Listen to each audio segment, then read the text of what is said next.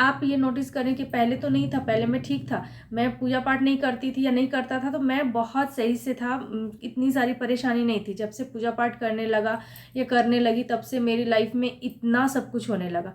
तो मुझे पूजा पाठ छोड़ देना चाहिए और मुझे ये सब सुख लय है तुम्हारी शरणा, तुम रक्षक का हो को डरना। जय श्री राम दोस्तों, आज मैं आप लोगों के साथ शेयर करने वाली हूँ बहुत ही छोटा सा उपाय, और इस उपाय को मैंने पहले भी वीडियो में बताया हुआ है। अगर आप किसी भी प्रॉब्लम से परेशान हैं, चाहे वो हेल्थ इशू हो, फाइनेंशियल प्रॉब्लम हो, एजुकेशन से जुड़ा हुआ कोई भी प्रॉब्लम हो, या फिर आप रिलेशनशिप की वजह से परेशान हैं, शादी विवाह नहीं हो रहता है, या फिर हस्बैंड वाइफ में झगड़े होते हैं, बनती नहीं है आपस में, तो बस एक छोटा सा उपाय आपको करना है और इस उपाय से आपको ज़रूर लाभ होगा।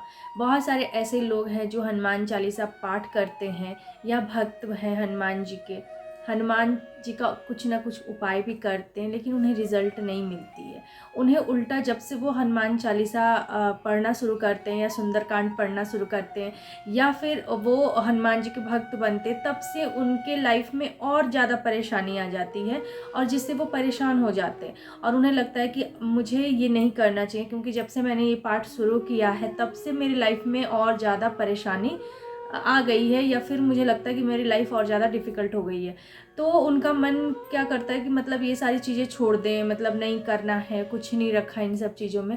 तो आपको ऐसा नहीं करना है। अगर आपके लाइफ में चाहे जितनी भी परेशानी, मान लीजिए पहले आपकी लाइफ सरल थी, जब आप हनुमान जी के भक्त नहीं थे तब आप बहुत सीधे सरल से अपनी लाइफ जीते थे, ठीक है, कोई परेशानी नहीं आपको दिखता था, कुछ नहीं दिखता था। लेकिन जब आप हनुमान जी के भक्त बन गए, हनुमान जी की हनुमान चालीसा पढ़ने लगे, हनुमान जी का उपाय करने लगे, सुंदरकांड पढ़ने लगे, रामचरितमानस पढ़ रहे हैं, मतलब भक्ति भाव कर रहे हैं, हनुमान जी या फिर किसी भी देवी देवता का आप भक्त बन गए हैं, तब से आपके जीवन में परेशानियां लगी हुई है। चाहे वो फाइनेंशियल प्रॉब्लम हो कि आपके घर में मतलब कर्ज वगैरह हो गया है, या हेल्थ इशू हो, या आप एग्ज़ाम क्लियर नहीं कर पा रहे हैं, शादी विवाह में अड़चने आ रही हैं, ये सब चीज़ें आपकी लाइफ में हो रही है। और आप ये नोटिस करें कि पहले तो नहीं था, पहले मैं ठीक था, मैं पूजा पाठ नहीं करती थी या नहीं करता था तो मैं बहुत सही से था, इतनी सारी परेशानी नहीं थी। जब से पूजा पाठ करने लगा या करने लगी तब से मेरी लाइफ में इतना सब कुछ होने लगा। तो मुझे पूजा पाठ छोड़ देना चाहिए और मुझे ये सारी चीज़ें छोड़ देनी चाहिए, लेकिन ऐसा बिल्कुल नहीं करना है आपको। अगर आपकी लाइफ में परेशानी आ रही है तो इसका मतलब है कि भगवान आपकी परीक्षा ले रहे हैं। आप कैसे भक्त हैं ये देखना है भगवान को। आप वाकई परेशानी में छोड़ देते हैं उनका साथ, या फिर कितनी भी परेशानी आपके ऊपर आए, आप उनका जो विधि से आप पहले पाठ करते थे, जो विधि से आप पहले पूजा करते थे, वो पूजा आपका इतने सारे कष्ट में भी वो कंटिन्यू आप कर पाते हैं कि नहीं, वो देखते हैं भगवान।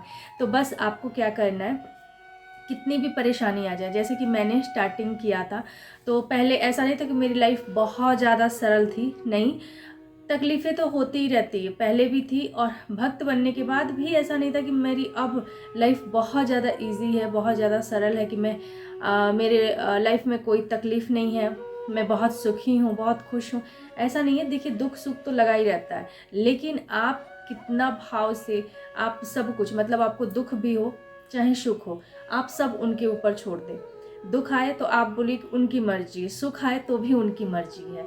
वो जिस कंडीशन में हमें रखना चाहे, सुख में चाहे दुख में, वो आपको स्वीकार करना है। जिस दिन आपने ये स्वीकार कर लिया, जिस दिन आपने उनके ऊपर सब छोड़ दिया कि हाँ उनकी मर्जी है, मेरी ये लाइफ मेरी नहीं है, वो चला रहे हैं, उनको कैसे चलाना है अब वो जाने, उस दिन से आपकी लाइफ, आप विश्वास कीजिए, भगवान परीक्षा लेते हैं और परीक्षा में अगर आप सफल हो गए तो आपकी लाइफ बहुत आसान हो जाएगी। आप जो चाहे, आपको मांगने की ज़रूरत ही नहीं पड़ेगी, आपकी इच्छा से पहले वो सारी चीज़ें आपके सामने आ जाएगी।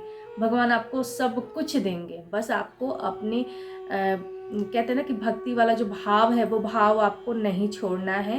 भाव के साथ आपको भगवान के शरण में जाना है, दिखावे के लिए नहीं कि मैम ने वीडियो डाला, दी ने वीडियो डाला तो बस देख के हमको पूजा करना है। मैंने संकल्प वाला वीडियो डाला तो संकल्प देख के और हाँ हमको करना है, देखते हैं पावर होते, तो आप भगवान को आजमाएं नहीं कि पता नहीं, देख लेते हैं, चेक करते हैं कि इस चालीसा पाठ से फ़ायदा होता है या नहीं, मतलब हमारी इच्छा पूरी होती है कि नहीं। तो इस तरह से एक तरह से ये आजमाना हुआ, भगवान को आप आजमा रहे हैं। तो बस आप वाकई परेशान हैं कि हाँ, आपको किसी न किसी तरह की कोई तकलीफ़ है, तो ही आप ये संकल्प लेकर पाठ करें। आज मैं आपको संकल्प बताऊंगी 1 दिन का, और ये आपको करना है नेक्स्ट मंगलवार, यानी कि सावन का आखिरी मंगलवार को आपको ये उपाय करना है। आप उस दिन 1 दिन का हनुमान चालीसा का पाठ का संकल्प लेंगे, धूप दीप प्रज्वलित करके हनुमान जी के समक्ष, और आपको बैठ जाना है, आसन लगा के, एक लोटे में जल रखना है, ग्लास में रखना है, और फल फूल कुछ भी अर्पित कीजिए, भोग प्रसाद। और उसके बाद आपको संकल्प लेना है कि आप 1 दिन 100 हनुमान चालीसा का पाठ करेंगे, और आपकी ये मनोकामना है, आप मतलब प्रभु से बोलेंगे कि आप मेरी मनोकामना पूरी करें। और हाँ, एक चीज़ और, अगर आपकी कोई मनोकामना नहीं भी है तो भी आप 1 दिन का संकल्प लेके पाठ कर सकते हैं।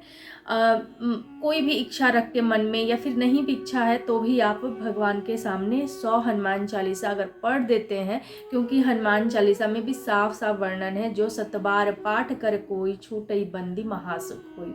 तो बस आपको 100 हनुमान चालीसा में, देखिए अगर आप बैठेंगे ना हनुमान चालीसा पढ़ने, तो 100 हनुमान चालीसा पढ़ना आसान नहीं होता है। यूँ वीडियो में आके बोल देना कि 100 हनुमान चालीसा का पाठ कर लीजिए 1 दिन का, लेकिन आसान नहीं होता है, क्योंकि जो लोग कर चुके हैं, जिन्होंने किया, उनको पता होगा। मैंने खुद किया। आपको लगेगा ना कि कुछ बीच में ही लगेगा कि छोड़ दे, नहीं हो रहा है, मतलब नहीं हो पाएगा, आपके पैर दुखने लगेंगे, आप बैठे बैठे मतलब आपका मन विचलित होगा, आप कहीं, आपका ध्यान कहीं और जाएगा। लेकिन आपको क्या करना, आपको बिल्कुल ध्यान केंद्रित करना है भगवान पे कि नहीं, मुझे पाठ करना है तो करना है, चाहे टाइम कितना भी हो। चाहे मुझे, बहुत सारे ऐसे लोग हैं ना जो बड़े बुजुर्ग हैं, या फिर जिनको बीमारी वगैरह है, तो उन्हें बार बार वॉशरूम भी आएगा, क्योंकि ये पाठ करने में, 100 हनुमान चालीसा पढ़ने में आपको 4 से 5 घंटे लग जाते हैं।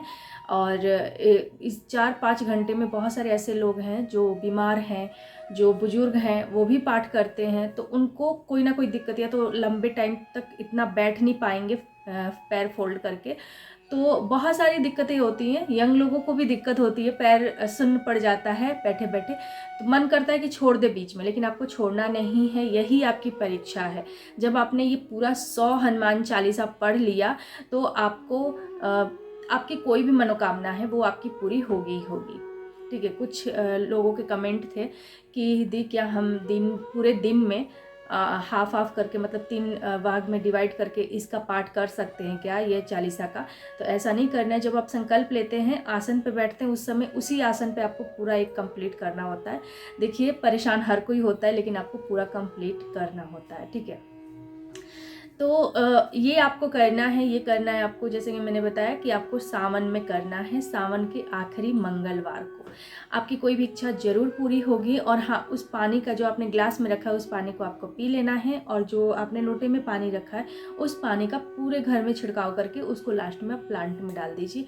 ये उपाय आपको नेक्स्ट डे करना है।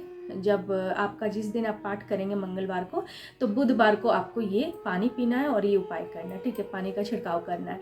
अब प्रसाद का क्या करना है? प्रसाद आप लीजिए, अपने फैमिली में सबको दीजिए, और जो आप दिया प्रज्वलित करेंगे, उस दिए का आपको ध्यान रखना है कि जब तक आपका पाठ कंप्लीट ना हो जाए, बीच में वो दिया नहीं शांत होना चाहिए, यानी कि आपको तेल उसमें बराबर डालते रहना होगा, देखते रहना है। ठीक है।